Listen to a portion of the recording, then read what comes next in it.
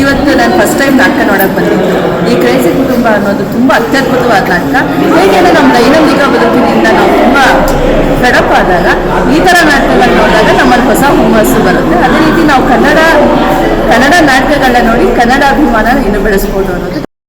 ಭಾಷೆನ ಉಳಿಬೇಕು ಅಂದರೆ ನಾವು ಕನ್ನಡಿಗರ ಪ್ರೋತ್ಸಾಹ ಮಾಡಬೇಕು. ಇಂಥ ನಾಟಕಗಳಿಗೆ ತುಂಬ ಚೆನ್ನಾಗಿದೆ, ಅದ್ಭುತವಾಗಿ.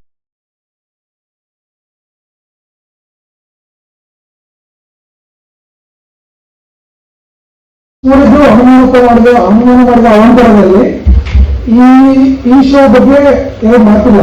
ಬಟ್ ಇವರ ಟ್ರೂ ಟ್ಯಾಲೆಂಟ್ ಗೊತ್ತಾಗ್ಬೇಕಂದ್ರೆ ಅನುಮಾನ ಮಾಡಿದ ಅವಾಂತರ ಹಕ್ಕು ಮಾಡಿದ್ರೆ ಬೇಕು.